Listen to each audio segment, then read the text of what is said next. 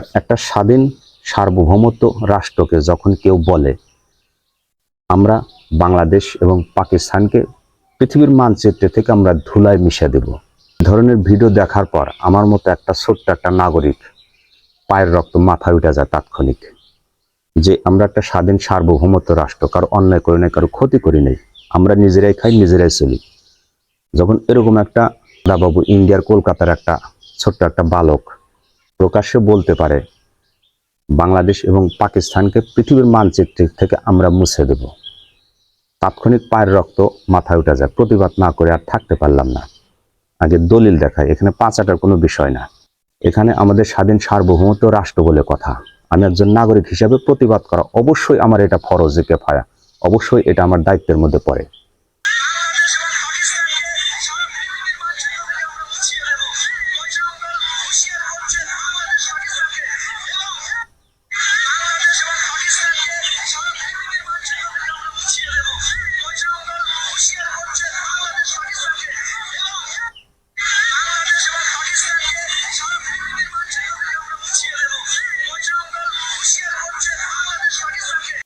বাংলাদেশ এবং পাকিস্তানকে হুঁশিয়ার করছে বজরঙ্গল সিং, পৃথিবীর মানচিত্র থেকে আমরা মুছে দেব।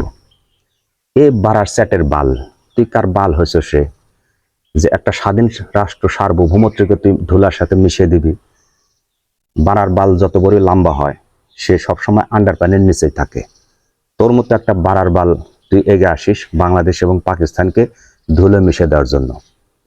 এতদিন ভাবছি তার সেরা শুভেন্দ্রনাথ মনে হয় কলকাতার মধ্যে ওই একজনই আসছিল, হয়তো তার সেরা বেশি তারি মারি গোমূত্র একটু বেশি খায়, সেজন্য তার মাথা হয়তো ঠিক থাকে না, প্রকাশ্যে মিডিয়া এসে এলোমেলো দু একটা কথা বলে। এটা আমরা এতদিন মেনেই নিচ্ছিলাম। শুভেন্দ্রনাথ হয়তো তার সেরা তারি মারি বেশি খাইছে, গোমূত্র মাঝে মধ্যে বেশি খায়, যার কারণে হয়তো অদ্ভুত কথা বলে, এটা আমরা মেনে নিছিলাম, ওটা আমরা কিছু ধরে রাখি নাই। তোর মতো একটা স্যাটের বাল বাড়ার বাল যখন তুই কলকাতা থেকে এই কথা বলস বাংলাদেশ এবং পাকিস্তানকে পৃথিবীর মানচিত্র থেকে মুছে দিবে, এই স্যাটের বাল তুই কোনকার বাল এসে গেছিস রে?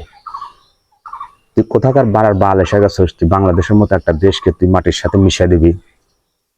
এত ছিঁড়তে পারোস, এত আটি বাঁধতে পারোস, এতদিন সেই রাফালের ভয় দেখাচ্ছিস, দুটো রাফাল ছেড়ে দিলে সবকিছু শেষ হয়ে যাবে। তোর রাফাল তোর হান্দা দিছে না? তোর রাফাল তোর পাছাতে হান্দা দিছে। হ্যাঁ, এতদিন বলছো কলকাতা থেকে দুইটা যে প্লেন, গার্বেজের প্লেনগুলো যদি ঢাকার পরে ছেড়ে দিই ঢাকার তলে যাবে। হ্যাঁ, এত হ্যাডাম, এত মাতব্বরি পিছনটা হান্দা দিছে না? বাল ছিঁড়তে পারোস না চীনের সীমান্তে? চীন পুরো অর্ধেক তোদের সীমান্ত দখল করে নিছে, সেখানে কোনো বাল ছিঁড়তে পারোস না।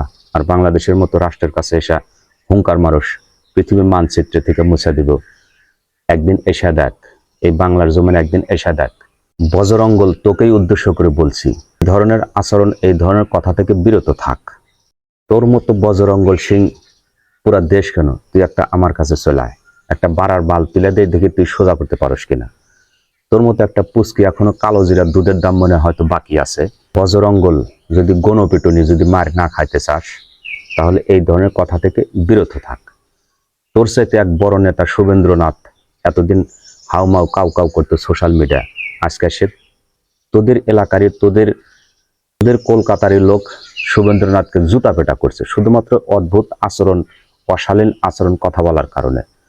আর তুই তো বজরঙ্গল সবে মাত্র ছোট, তোকে এক থাপড় দিলে আর এক থাপড়ের জায়গা পাবি না। এই ধরনের কথা থেকে বিরত থাক, তোকে হুঁশিয়ার করছি।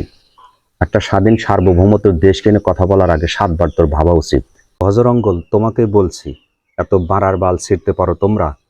তোমাদের মণিপুরা, ত্রিপুরা, আসাম 7 সিস্টার মানচিত্র থেকে মুছে যাওয়ার পথে, কাশ্মীর অদূর ভবিষ্যতে তোমাদের মানচিত্র থেকে মুছে যাওয়ার পথে। এত বাড়ার বাল ছিঁড়তে পারো বজরঙ্গল? তোমাদের লাদাখ সীমান্ত চীন সম্পূর্ণ মানচিত্র থেকে দখল করে নিছে। বজরঙ্গল, আর কিছুদিন পর তোমরা বসে বসে চায়ের কাপের ভিতরে গোমূত্র বেশি বেশি করে পান করবে।